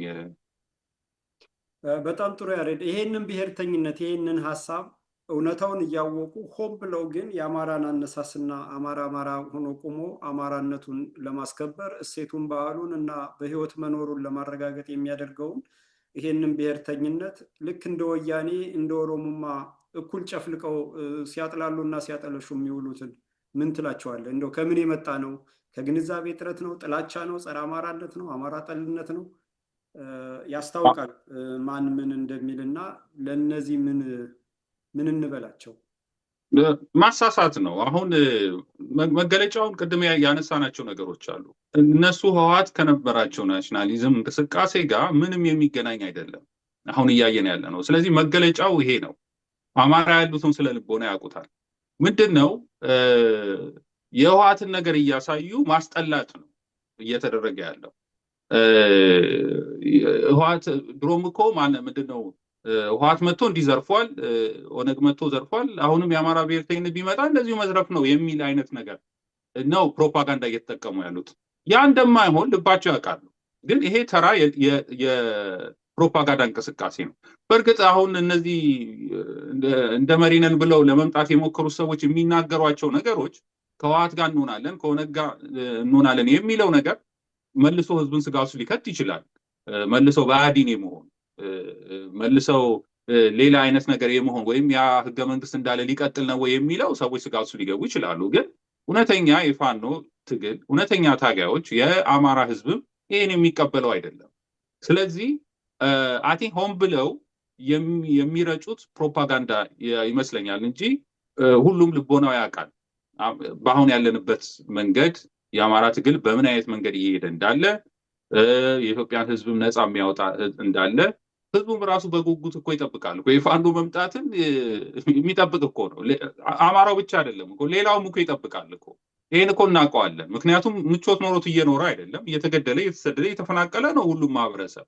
ስለዚህ የትኛው ነው የአማራን ህዝብ በህወሓት አይዲዮሎጂ የሚከሰው? የትኛው ነው ህዝብ ነው በኦነግ አይዲዮሎጂ የፋኖን ትግል የሚከሰው እና ሊሆንም የማይችል ነው። ከአማራም ስለንቦናም ጋር የተያያዘ አይደለም እነሱ ከሚሉት ጋር ማለት ነው። ምንም የተወው ነገር የለም። የአባቶቹን ነገር የተወው ነገር የለም። እነሱ እኮ ረስተውታል። እነሱ የአባቶቻቸውን ታሪክ ራሱ ረስተውታል። እኛ ግን ምንም የተውነው ነገር የለም። ባንዲራችን ይዘናል። ሀገራችን ኢትዮጵያ ነው ብለን ነው የምናምነው። እሴቶቻችንን ባህላችን ይዘናል። ምንም የተውነው ነገር የለም። አዲስ ስርዓተ መንግስት ግን እናመጣለን። ይህን ወያናዊ የሆነ ኢትዮጵያንም የማጥፋት እነሱንም የማጥፋት ይዘው የመጡትን ስርዓት እንዲወገድና አዲስ ስርዓት እንዲያመጣ ነው የምናደርገው እኛ። በትክክል እውነታውም እንደዛ ነው ያሬድ። የእኛ አባቶች የእኛ አያቶች ታሪካችን የጋራ ታሪካችን፣ ባህላቸውን የጋራ ባህላችን፣ ሀገራቸውን የጋራ ሀገራችን፣ ሁሉን ነገራቸውን የጋራ አድርገው አብረው ተዋልደው ተጋምደው የኖረውን ነው ታሪኩን አኩሪ ታሪኩን ወደ ወንጀል ቀይረው ቱባ ባህሉን ወደ ኋላ ቀርነትና መጥፎ አድርገው ስለው የሚፈልጉትን ደግሞ ለነሱ ወስደው አጽመ ርስት ወረው የተፈጥሮ ሀብት አንዳንድ ቦታዎችን ወስደው የራስ ዳሸን ተራራና ላሊበላ ቅዱስ ላሊበላን አብያተ ክርስቲያናትን በትግራይ ክልል እያደረጉ እያስተማሩ ሌላውን ማጠልሸት፣ ማዋረድ፣ ስም ማጥፋትና ይሄ ምንድነው በእንግሊዘኛ ዲሁማናይዝ የሚባለውን በቃ አማራን በሙሉ እሴቱን የነካውን ሁሉ እያረከሱ የተፈጠረ ማንነት ብሔርተኝነት፣ የትግሬ ብሔርተኝነት በአማራ መቃብር ላይ ካልሆነ ትግራይ አገር መሆን አትችልም። አማራ በህይወት እስካለ ድረስ አይደለም አክሱምን አይደለም ወልቃይትና ራያን አክሱምን የኛ ነው ማለት አንችልም እያሉ 3 ትውልድ አማራ ጠል ትውልድ ፈጥረዋልና ይሄ አማራ ጠል ሆኖ የተፈጠረ የትግሬ ትውልድ እኔ እንደ እንትና ላይው ይሄንንም ራሱ ነፃ የሚያወጣው ፋኖ ነው ብዬ ነው የማምነው። ይሄንን በወያኔ ትርክት ጸረ አማራ ጸረ ኢትዮጵያ ሆኖ የተፈጠረን በኦሮሞማ በወነግ ትርክት ጸረ አማራ ጸረ ኢትዮጵያ ሆኖ የተፈጠረ የኦሮሞን ወጣት ነፃ የሚያወጣው ፋኖ ነው። እነዚህ አካላት እስካሉ ድረስ ወያኔ እስካለ ድረስ ወንጀሉን ሳያምን አማራን ዘር ያጠፋውን ያሳደደውን የወረረውን ያወደመውን ኢትዮጵያን በዘር በሃይማኖት ከፋፍሎ ለዚህ ያበቃትን ሁሉ ሳያምን ዛሬም ወልቃይትንና አካባቢውን ቅጥረኞችን አሰማርቶ ከውስጥም ከውጭም አድርገው እየተናበቡ ህዝቡን እረፍት ነስተው ባሉበት ሁኔታ ላይ ሰሜንኛ ብሎ መምጣት በየአካባቢው የተወለዱ የወያኔ ማንነቶች አሉ፣ የወያኔ ቅጥረኞች አሉ እና እነዛን እያሰማሩ እውነታውን ቀድሞ መያዛየህ የትግራይ ህዝብና የአማራ ህዝብ ወይንም ደግሞ መላው ኢትዮጵያ ህዝብ ኢትዮጵያ ኦርቶዶክስ ተዋሕዶ ቤተክርስቲያን አንድ አርጋ የገመደችው ነው። አንድ እንዲያስብ ፈራ እግዚአብሔር እንዲኖረው ይሉኝታ እንዲኖረው ርህራሄ እንዲኖረው አርጋ ያስተማረችው ያነጸችው ነው እና ይሄ ብቻ በቂ ነው አስተሳስሮ ያሰረው። በዚህ ብቻ አንድ እንዳይሆን ራሳቸው መጥተው ያንን ወንጀል ፈጽመው የአማራ ህዝብ ዛሬ ወያኔ ሲባል እንኳን የአማራ ህዝብ በሩ የጠፋው ይቅርና መላው ኢትዮጵያዊ ወያኔ ሲባል ጸጉሩ ይቆማል፣ የሞተ ሁሉ ይነሳል እና ከዚህ ጋር አብረን ሁነን ኢትዮጵያን መልሰን አማራን እናድናለን የሚሉ ቅጥረኛ ባንዳዎች ቦታ መያዝ አለባቸው። ትክክለኛው የትግሬ ህዝብ ወያኔን አስወግዶ ከአማራ ጋር አንድ መሆን ግዴታ አለበት፣ አንድ መሆን አለበት ለመኖር ሲል። አማራም እንደ ትግላችን ውስጥ በአማራ ህልውና ትግል ውስጥ በጠላትነት የተፈረጀ ህዝብ የለም። ከትግሬ ህዝብ የወጣው ወያኔ ግን አማራን አጥፍቼ ትግራይን አቆማለሁ ስላለ ጠላታችን ነው። ከኦሮሞ ህዝብ የወጣው ኦነግም ሆነ ሌሎች አደረጃጀቶች በአማራ መቃብር ላይ በሌሎች ነባር ኢትዮጵያውያን መቃብር ላይ የኦሮሚያን አቆማለሁ ስላሉ ጠላቶች ናቸው። ህዝብ ግን ጠላት አይደለም እና ህዝብ ለህዝብ ተናቦ አንድ መሆን ውዴታ ሳይሆን ግዴታ ነው ብዬ ነው የምማምነው። ይሄ ግዴታ ደግሞ የሚሆነው ወያኔ ባለበት ወያኔ አሁንም ጦር አሰማርቶ በዚህ በዛ እያለ በሚያደርገው አሻጥርና ሴራ አይደለም። ወያኔ ጡጦ እያጠባ ባሳደጋቸው በእነ አስረስ ማረ ዳምጤ፣ በእነ እስክንድር ነጋ፣ በእነ ዘመነ ካሴ አይደለም ይሄ የሚሆነው። ይሄ ማጭበርበር እነዚህ ጠላቶችን፣ አጥፊዎችን፣ ወንጀለኞችን ሊደብቁ ህዝቡን ሊያሳስቱ የመጡ አሳቲያን ናቸውና ከዚህ መጠንቀቅ አለበት ነው እንጂ የአማራ ብሔርተኝነት ራስን ለመከላከል ራስን ለማዳን ኢትዮጵያን ለማዳን ሌላ መንፈስ የለውም። አማራ ነህ ተብሎ እየተደነ ተገደለ። ኢትዮጵያዊ ነኝ ሲል አይደለህም አማራ ነህ ተባለ። የሚገርምህ አማርኛ የማይችሉ ኦሮምኛ ቋንቋ የሚናገሩ አማርኛ የማይችሉ ግን አማራ ናችሁ ተብለው ኦሮምኛ እየተናገሩ ተገደሉ፣ ታረዱ፣ ቤት ተዘግቶባቸው ሁሉ ተቃጠሉ። አማራ ነኝ ብለው ሲመጡ ደግሞ አማራ ብሔርተኛ እንደዚህ ብለው የሚያጠለሹ በውጭም በውስጥም ተሰማርተው እና ይሄ ነገር መጥራት አለበት። መሰረታዊ ጉዳይ ነው። የአማራ ህልውና የመላው ኢትዮጵያዊ ህልውና ነው አስተምሯችን። ሌላ ነጥብ እናንሳ እስኪ ያሬድ።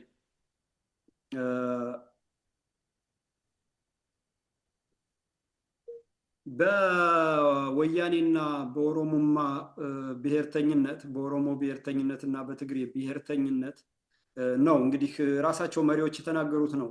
ስዩም መስፍን አንድ ወቅት ወያኔ ማለት የትግራይ ህዝብ ነው፣ የትግራይ ህዝብ ማለት ወያኔ ትህነግ ማለት ነው፣ ቲፒኤልኤፍ ማለት ነው እያለ ተናግሯል። በአደባባይ ነው፣ በሚዲያ ነው፣ አያፍሩም ሲናገሩ።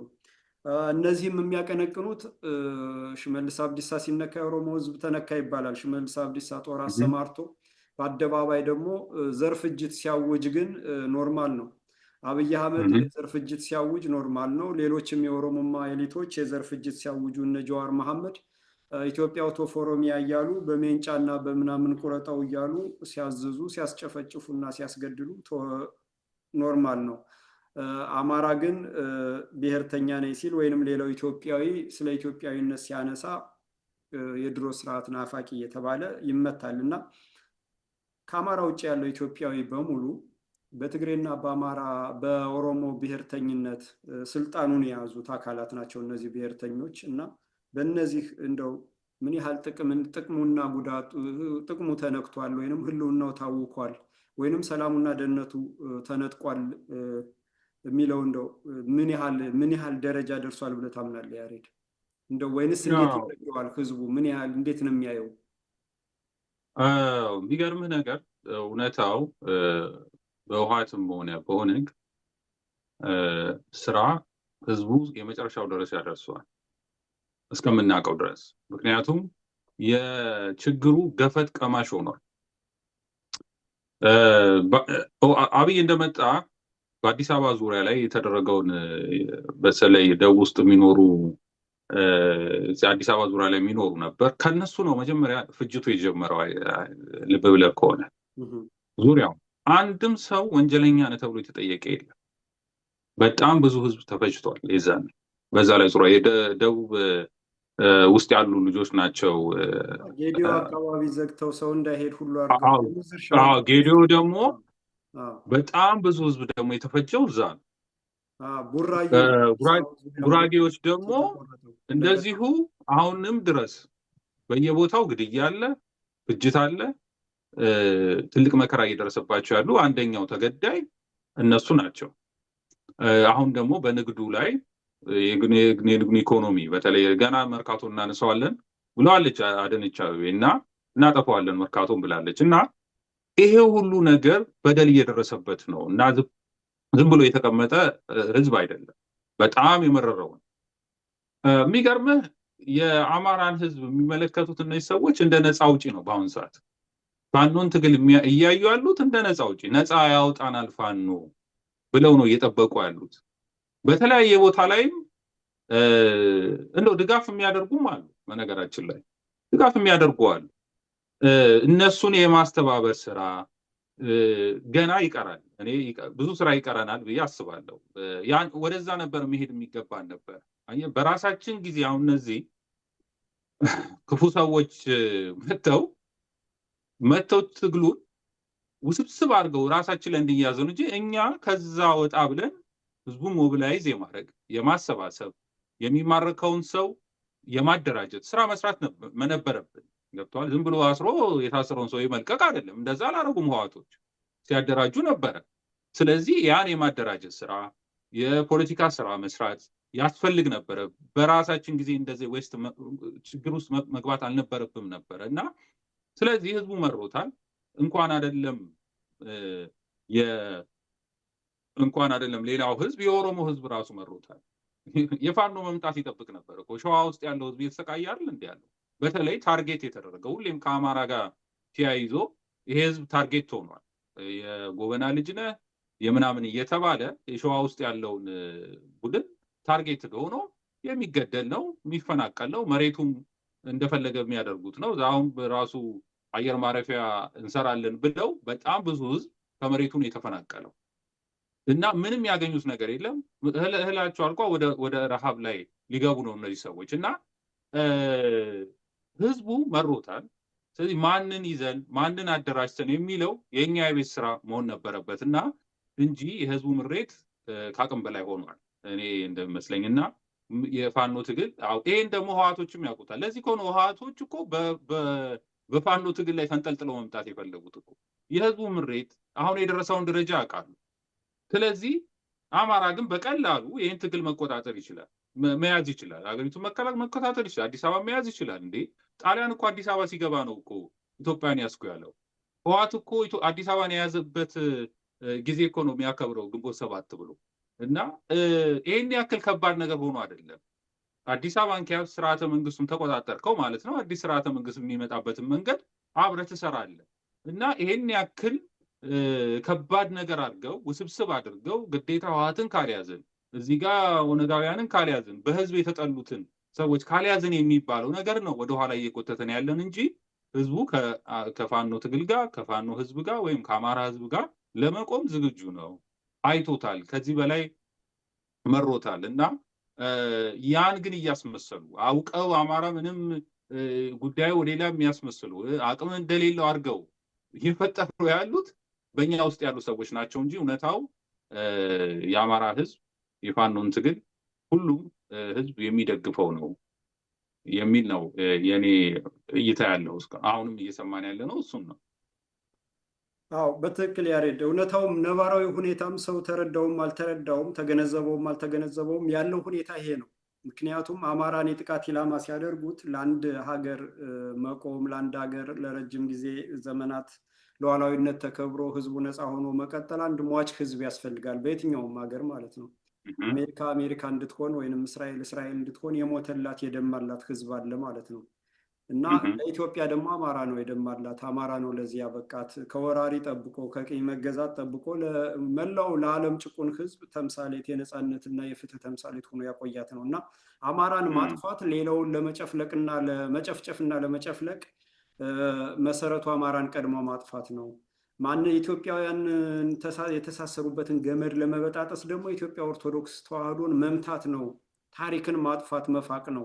ቅርስን ሰዎችን አንድ የሚያደርገውን ነገር ማጥፋት ነው። ከአእምሯቸው ውስጥ ፍቆ ማጥፋት ነው። ነገ የሚመጣው ትውልድ ዛሬ ላይ እየሰራ ነው የሚያየው፣ ዛሬ ላይ እየፈጠር ነው የሚያነባው ተብሎ ታሪክ እየተቃጠለ ታሪክ እየወደመ ቅርስ እየወደመ አዲስ ማንነት እየተፈጠረ ነው ያለና ከዚህ ጋር ተያይዞ እንደውም ይሄ ግንቦት 7 ኢዜማ ይሄ ቅንጅት ላይ የነበረው አድሃሪ በሙሉ ኢዜማ አዲስ አበባ ላይ አሳስተው ህዝቡን ዘር ለገበሬ እየተባለ ኦሮሞ አገር የሚናፍቅ ትውልድ አበጅቶ ጸረ አማራ ጸረ ኢትዮጵያ አማራ ጠል ኢትዮጵያ ጠል ትውልድ ፈጥሮ የኦሮሚያን ካርታ በአንገቱ ላይ አርጎ የሚዞር የግብፅን ሰንደቅ ዓላማ የውጭ ሀገር የባዕድ ሰንደቅ ዓላማ ግንባሩ ላይ አስሮ የሚዞር ትውልድ ፈጥሮ ትግሬም የትግራይን የአማራንና የአፋርን አጽመርስት ወሮ አጽመርስት ካርታ ሰርቶ በአንገቱ ላይ አስሮ ከትግራይ በላይ ከራስ በላይ ትግሬ ምናምን እያለ ፈጣሪውን ረስቶ ከፈጣሪው አጣልቶ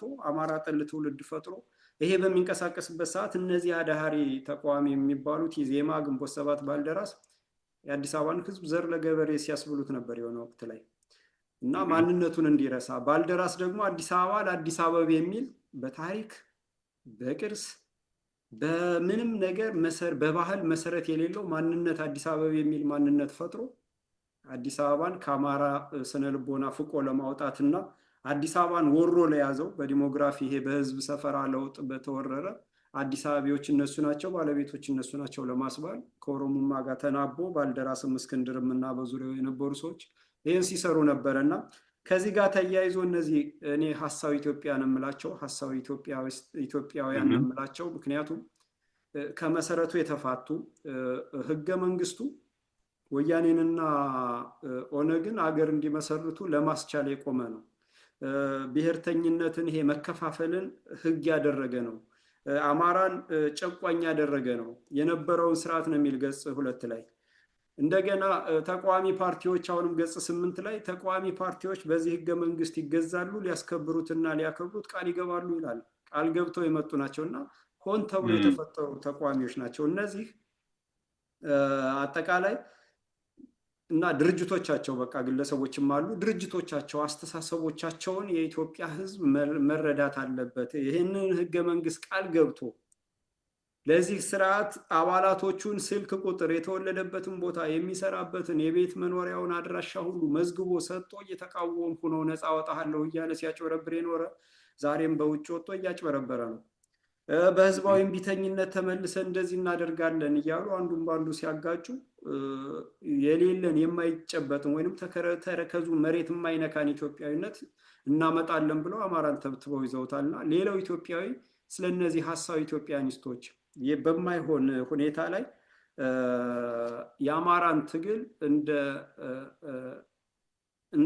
እንደ ትግሬ ብሔርተኝነት እንደ ኦሮሞ ብሔርተኝነት እንደ ፋኖን ስም እያጠለሹ መርሁን እያሳቱ ሌላ ትርጉም እየሰጡ የሚያምታቱትን ምን ትላቸዋለህ ያሬድ?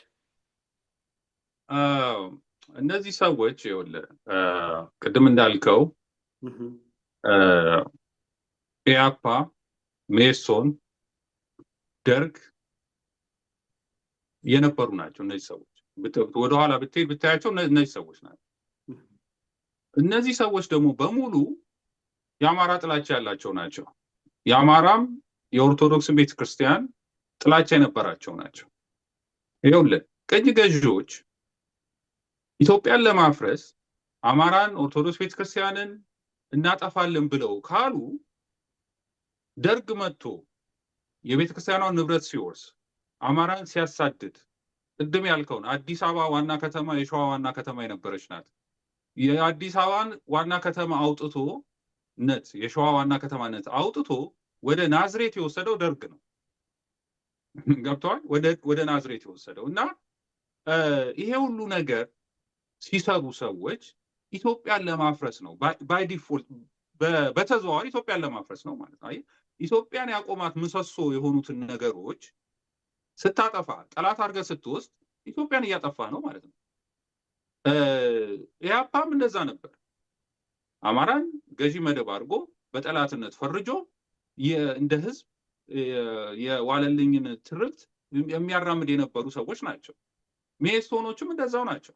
ሜሶኖችም እነዚህ ኦነጋውያን ናቸው። በኋላ ሲወጣ እነሱ ናቸው እና እነዚህም ሰዎች ኢትዮጵያ ይሉሃል፣ ግን ኢትዮጵያ የያዘችው ኢትዮጵያ የቆመችበትን ማንነቶች ሁሉ ታሪክ፣ እምነት፣ ባህል፣ እሴት ሁሉ ሲያፈራርሱ የነበሩ ናቸው። ሲነጣጥሉ የነበሩ ናቸው።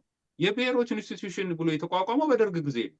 ደርግ ነው መከፋፈሉን የጀመረው እና አውቀው እነዚህ አሁንም መጥተው አየህ አማራ ሲታገል አማራ ነኝ ብሎ ሲመጣ ፋኖ ሲመጣ ትዝ ካለ ኢንተርቪው ሲደረግ ማነው አንዳርጋቸው የሚባለው ሰውዬ ምን አለ? አይ ኢትዮጵያኛ እኮ ብሔርተኝነትን እንደግፍ ነበር አለ። አብይ ሲመጣ ብሔርተኝነትን እንደግፍ ያፓም ሆነ እንደግፋለን፣ የምንጠላው ዘረኝነትን ነው ዴኔን ነው አለ። አሁን ዘረኝነት የምትለዋ ነገር የመጣቸው የዛኔ ነች አይተህ ከሆነና ማራባት ጀመሩ። ዘረኝነት ይሄ ዘረኝነት የሚባለው ቋንቋ የመጣው በነገራችን ላይ የአማራን ትግል እንቅስቃሴ አንድነት ለማሸማቀቅ የመጣ ዘዴ ነው። ኢትዮጵያ ውስጥ የዘር ልዩነት የለም። የባህል ልዩነት፣ የነገድ ልዩነት፣ የእሴት ልዩነት፣ የቋንቋ ልዩነት ይኖረናል እንጂ የዘር ልዩነት ብለን ዲፋይን ለማድረግ በጣም ከባድ ነው። ምክንያቱም አንድ ሰው ፊቱን አይተን ይሄ እንትና ነው ይሄ እንትና ልትል አትችልም፣ በጣም ከባድ ስለሆነ። ግን የነገድ ማንነት አለው። አማራ የነገድ ማንነት አለው፣ የእሴት ማንነት አለው፣ የባህል ማንነት አለው፣ ቋንቋ ማንነት አለው። እነዚህ ነገሮች አሉ። ግን በዘር ግን ለማለት ምን ያክል የኢትዮጵያን ታሪክ ለተረዳ ሰው እንዴት መዘዋወር እንደነበረ እንዴት ግንኙነት እንደነበረ ለሚረዳ ሰው ኢትዮጵያ ውስጥ የዘር ልዩነት አለ ብለህ ልትሰብክ አትችልም። የዘር ልዩነት ያለው በጥቁርና በአሜሪካ መካከል ያለ እሱ ነው ሬዝ የምንለው። አሁን ያለው ግን ይሄ የህወሓት የፋሺዝም አስተሳሰብ ብሔርተኝነት፣ የኦነግ የፋሺዝም ብሔርተኝነት ይሄ ነው ችግር የሆነው ለኢትዮጵያ እንጂ የአማራ እንቅስቃሴ አይደለም ለኢትዮጵያ ችግር የሆነው። አየህ ዘረኝነት እያሉ ዘር ለገበሬ እያሉ እንዳልኩ የሌለን ዘረኝነት አምጥተው አማራን ለመክሰስ ነው እየሞከሩ ያሉት እንጂ ምንም አይነት በኢትዮጵያ ዘረኝነት የለም። ያለው የኢትዮጵያ ችግር ሁለቱ ናቸው ይሄን ህገ መንግስት ብሎ ያመጡት፣ ሁለቱ ናቸው መሬት የከፋፈሉት፣ ሁለቱ ናቸው የፋሺዝምን አስተሳሰብ ይዘው መጥተው ኢትዮጵያውትም እየፈጸሙ ያሉት በአይናችን እያየን ዘር ማጥፋት ወንጀል የፈጸሙትም እነሱ ናቸው። በአማራው ብቻ ላይ ሳይሆን በሌላውም ህዝብ ላይ አፍነው በረሃብ ቅድም ያልናቸው ጌዶ የሚለውን ህዝብ ዘግተው እኮ ነው በረሃብ የፈጁት። እንደዚህ አይነት ድረስ የሚሄዱ አደገኛ የፋሺዝም ብሔርተኝነት ይዞ የመጣው የናዚዝም ብሔርተኝነት ይዞ የመጡ እነሱ ነው። ይሄ ነው ችግሩ። ይሄን ላለ ማለት አብይን ለመደገፍ ብሎ ነው የዛኔ ዘረኝነት ነው እንጂ እኛው ብሔርተኝነት እንደግፋለን ብሎ አብይን የደገፈው። እሱ ደግሞ የሄደበትን ርቀት አይተነዋል። አዲስ አበባ ህዝቦች ነበሩ፣ ተፈናቅለው ነው። የአዲስ አበባ ልጆች የሴተኛ አዳሪ ልጆች ናቸው ሲል የነበረ ሰው እኮ ነው። አሁን መጥቶ በሌላ እንትን አሁን የአማራን ትግል ራሱ እንደግፋለን እንዲህ እናደርጋለን ምናምን እያሉ የሚሉት እና እኔ ሰው ሁሌ መሳሳት የለበትም። በተለይ በዚህ ሰውዬ የሚመሩ ሰዎች ተሳስተዋል ብዬ ልል አልችልም። አውቀው ነው ይሄን እያደረጉ ያሉት ብዬ ነው የማስበው። እና እነሱ የሚያወሩት ወሬ በኢትዮጵያዊ መሰረት ላይ የታነጹ አይደለም። የኢትዮጵያዊ መሰረትነት ቢታነጹ ኖሮ አማራን በጠላትነት አይፈርጁም ነበረ። ኦርቶዶክስ ቤተክርስቲያን በጠላትነት አይፈርጁም ነበር። ኢትዮጵያ ብለው አዲስቷ ኢትዮጵያ ብለው ከአማራ ማንነት ስብዕና የተለየ ከውስጧ ከነበረችው ታሪክ እስቴቶች የወጣ ሌላ አዲስ ሶሻሊስታዊ ይሁን ኦነጋዊ ይሁን አሁን አብይ ከሚሰራው ስራ የተለየ አይደለም የእነሱ ኢትዮጵያዊነት ፕሮፓጋንዳ እኔ የምለው እንጂ እውነት በኢትዮጵያ ታሪክ ላይ በእውነት የኢትዮጵያ ማንነት ላይ መሰረት አድርገው የሚያነሱት የኢትዮጵያዊነት አይደለም። ኦነግንም አይተነዋል፣ ማን ነው ደርግንም አይተነዋል፣ ሜሶንም አይተነዋል፣ ኢያፓንም አይተዋል። እስክንድር እኮ ይዞ የመጣው እኮ የሜሶንን ህገ መንግስት እኮ ነው ይዞ የመጣው እኮ አይተነዋል። ከዛ እኮ የተገለበጠ ነው። የሜሶንን አይተው አሁን ማኒፌስቶ ብሎ ይዞ የመጣው ከዛ ጋር የተያዘ እና እነዚህ ሰዎች ታጥበው የማይጠሩ ሁል ጊዜ አንድ አይነት አስተሳሰብ ይዘው የሚመጡ በራሳቸው መሰረት ላይ መታነጽ የማይችሉ ወይ ከታሪክ መማር አይችሉ ሁሌም ያቺ የያዟትን ነገር የሚያመነዥጉ ናቸው እና እኔ ከነዚህ ሰዎች አሁንም ልንሰማቸው አይገባም። ሲጀመር ፓርቲ ህዝብ ነፃ ሳይወጣ ፓርቲ የፖለቲካ ፓርቲ የሚባል ነገር የለም። ምን ሊሆን መጀመሪያ እኮ የመምረጥ ነፃነት ሳይኖር እንዴት ነው የፖለቲካ ፓርቲ የሚኖር? ይሄ ማጃቢ መሆን እኮ ሌላ ነገር እኮ አይደለም። በተለይ በአሁኑ ሰዓት ምን ብለህ ነው አንተ የፖለቲካ ድርጅት ይዘህ ብለህ የምትመጣው? የፖለቲካ ነኝ እወዳደራለሁ የምትለው ምን ልታደርግ ነው? ምንም እኮ ልታደርግ ነገር የለም። አልቋል እኮ ሁሉ ነገር እና በዚህ ደረጃ ላይ ሆነው አሁንም የኢትዮጵያን ህዝብ ለማዋረድ አሁንም የሚያደርገውን ትግል ለመቀነስ ካልሆነ በስተቀር የሚፈጥሩት ነገር የለም። ቅጥረኝነት ነው እንጂ እኔ ፓርቲ አለ ብዬ አሁን እኔ አላስብም። በአሁን ሰዓት በተለይ በትክክል ያሬድ አብይ አህመድ ተናግሯል። የፖለቲካ ፓርቲ የሚለውን ተፎካካሪ ፓርቲ ነው፣ ተቃዋሚ ፓርቲ የሚባለውን ተፎካካሪ ፓርቲ ብሎታል። እና ዋናው ግን ውሉ ያለው በአማራ መቃብር ላይ ታላቋን ትግራይ እንገነባለን ብለው የትግራይ ህዝብ ነፃነት ግንባር ትህነግ ትግራይ ህዝብ ነፃነት ግንባር ነው የሚለው፣ የኦሮሞም የኦሮሞ ህዝብ ነፃነት ግንባር ብለው ምርጫ ሲባል እነዚህ ህዝቡ መታለሉ ነው። በምርጫ ሰበብ ሂደው የሚሳተፉትን አታላዮች እየተመለመሉና እየሰለጠኑ የሚቀርቡ ሆዳሞችን እየተከተለ አብን እንዴት አማራ እንዳታለለና እንዳስበላው ከዛ በፊት የነበሩ ተቃዋሚ ፓርቲዎች በሙሉ በማይሆን ስንት ሚሊዮን ህዝብ ነው ያለቀ በዚህ 30-40 ዓመት ውስጥ ለማያደርሱት ለማያስፈጽሙት ህዝቡን እያታለሉና ዛሬም ላይ ምርጫ ሲባል ወንዝ ተሻግረን አታለን ኮንፊውዝ እና ኮንቪንስ አድርገን አታለንና አደንዝዘን ተጫውተንባቸዋል፣ ቁማር በልተናቸዋል እያሉ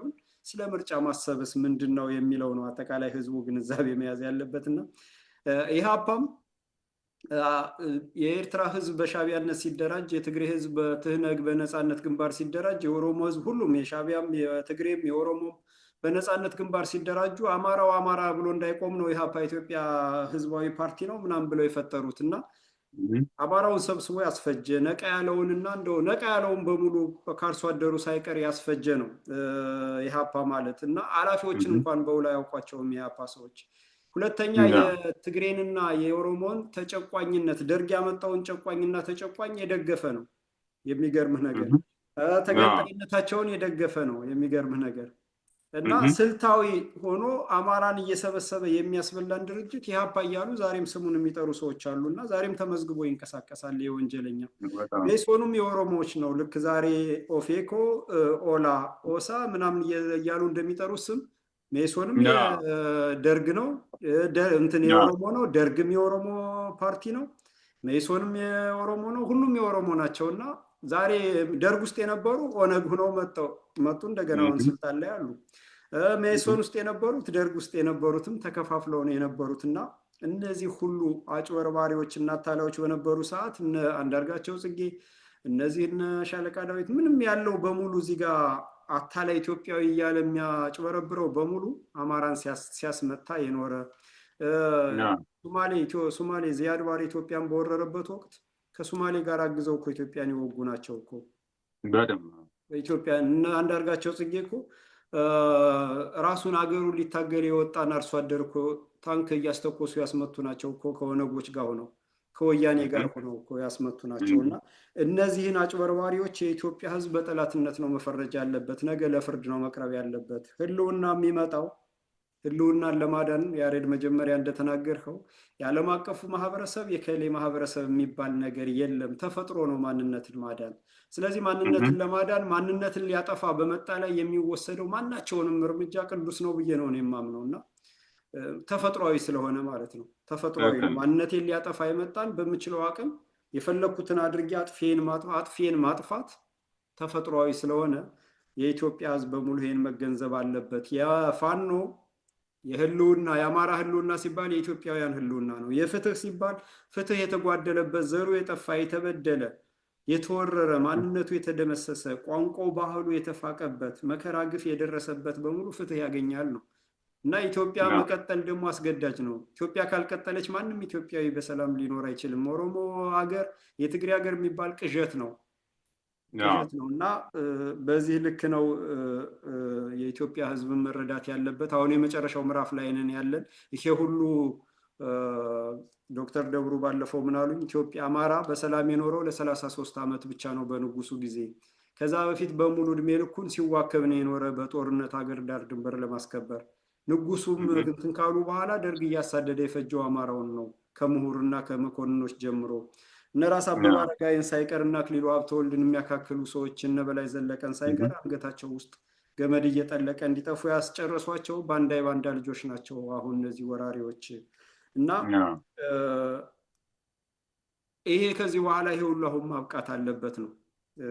ይሄ ለመላው ኢትዮጵያዊ ማብቃት አለበት ነው። ምክንያቱም እነዚህ ወራሪዎች አንድ ወራሪ የሀገርን ሰንደቅ ዓላማ ነው አይደል መጀመሪያ የሚያጠፋ፣ የራሱን ይተክላል፣ ባህል ይደመስሳል፣ የራሱን ባህል ያስተዋውቃል፣ የሀገሬውን ሀብት ንብረት ይወርሳል፣ የራሱን ማንነት ይጭናል፣ ቋንቋውን ይቀይራል። ዛሬ ምዕራብ አፍሪካ ከፊሉ አብዛኛው ፈረንሳይኛ ተናጋሪ ነው። ማዕከላዊ አፍሪካ እንግሊዘኛ ተናጋሪ ነው። የራሳቸው ቋንቋ ጠፍቶ ማንነታቸው ጠፍቶ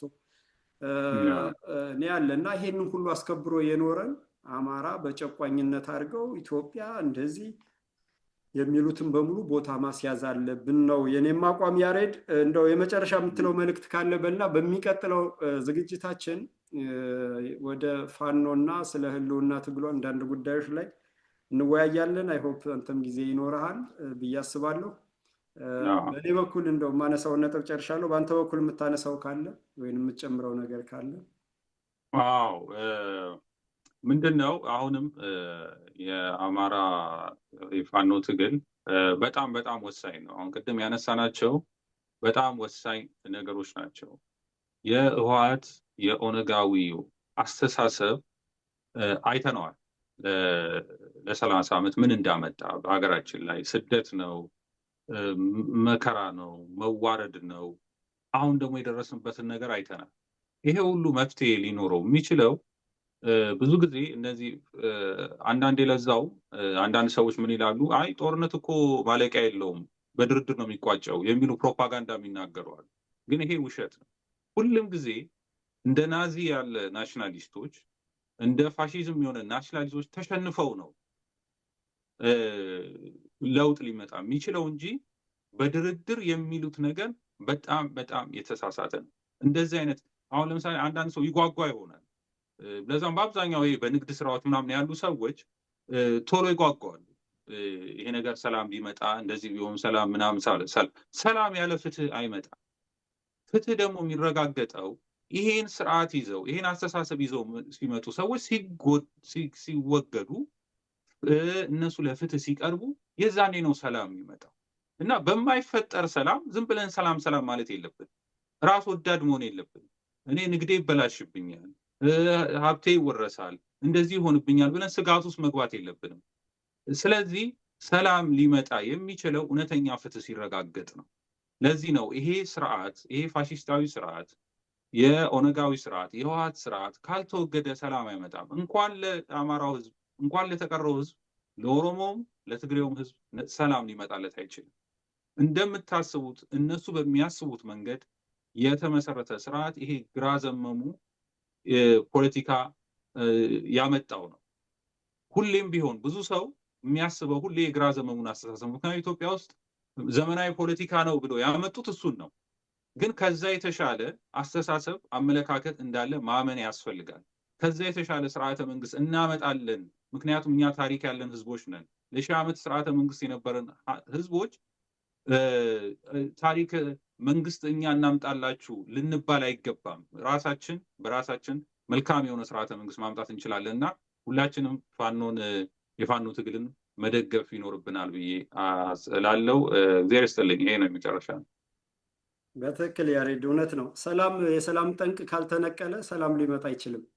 የሰላም ጠንቅ ደግሞ የሚነቀለው በጦርነት ነው፣ በለድርድር በምናምን አይደለም። ወንጀል የፈጸመ ሀገር የካደ ዘር ያጠፋ ምስቅልቅል የፈጠረ የዘረፈ የሀገርን ሉዓላዊነት ያስደፈረ ወያኔ፣ ብአዴን፣ ኦነግ፣ ይሄ የኦሮሞማ ብልጽግና እያለ ከነዚህ ጋር ተደራድሮና ተዋውሎ ሰላም ሊመጣ አይችልም። እዚህ ጋር አቋም መያዝ ያስፈልጋል።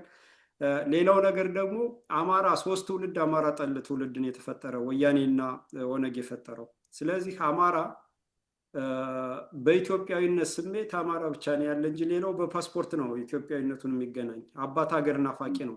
ይሄ የአማራ ጠል ትውልድ፣ የኦሮሞ ትውልድ አባት ሀገር ኦሮሚያ ናፋቂ ተደርጎ የተፈጠረ ነው። የትግሬ ትውልድ ትግራይን ናፋቂ ሆኖ የተፈጠረ ነው።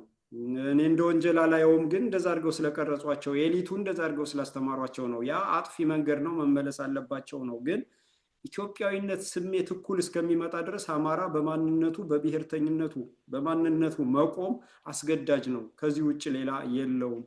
የጋራ ኢትዮጵያ እኩል ስሜት ሲመጣ ምናልባት ከ2 ከ3 ትውልድ በኋላ በዜግነት ላይ መሰረት ያደረገ ፖለቲካ፣ ይሄ የአማራነት የትግሬነት የኦሮሞነት ጠፍቶ በጋራ ማንነት ላይ እኩል ይሆናል።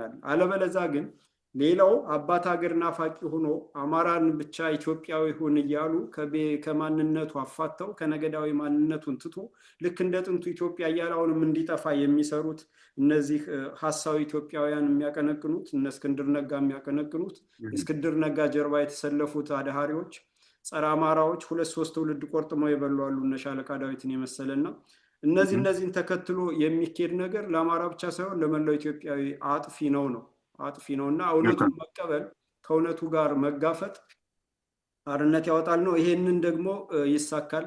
አሁን ሁሉም ካባው እየተገፈፈ ነው። አጭበርባሪውም፣ አታላዩም፣ ሴራውም፣ ድራማውም ካርዱን እየጨረሰ ማንነቱ እየታወቀ ነው። እንግዲህ ዓለም አቀፍ ሁኔታ የሚታየው ነገር ደግሞ ራሱን የቻለ ለውጥ ይዞ እየመጣ ነው እና በአጭር ጊዜ ለድል እንበቃለን ብዬ አስባለሁ። ያሬድ ለሰጠኝ ጊዜ አመሰግናለሁ። በሌላ ዝግጅት እንገናኛለን። አድማጭ ተመልካቾቻችን የዘመድ ሳተላይት ቴሌቪዥን ለመላው ኢትዮጵያውያን እንዲደርስ እንደዚህ አይነት ውይይቶች የፍኖተ አማራ ዝግጅት በዘመድ ሳተላይት ነው በቴሌቪዥን የሚተላለፈው ለኢትዮጵያውያን የሚደርሰው። በዩቲዩብ ቻናል እና በተለያየ መስክ ለማየት አይችሉም። የኢትዮጵያ ቴሌኮሙኒኬሽን ከህጋዊና ከደንብ ውጭ ቻርጅ እያደረገ ኔትወርክም እያጠፋ ህዝብ እኩል መረጃ ማግኘት ስለማይችል በቴሌቪዥን ነው የሚደርሰው እና ቴሌቪዥኑ እንዲሰራጭ ሁላችንም የዘመድ ሳተላይት ቴሌቪዥንን ማገዝ ማበርታት አለብን። የፍኖተ አማራ ዩቲዩብ ቻናልም ሆነ የያሬድ አስተዋይ ሚዲያ በዘመድ ሳተላይት ነው የሚተላለፈው። እንዲህ አይነት የህዝብን ማንነት ታድገው የሀገርን ሉዓላዊነት አስከብረው ትውልድ ካለ ስጋት እንዲቀጥል የሚያስችሉ ሀቅና እውነቶች ለሁሉም ኢትዮጵያዊ እንዲደርስ የዘመድ ሳተላይት ቴሌቪዥንን እናግዝላለሁ። በሚቀጥለው በሌላ ዝግጅት እንገናኛለን። እስከዛው ሰላም። እሺ፣ ሰላሙን እግዚአብሔር። ያመሰግናለሁ ያሬድ።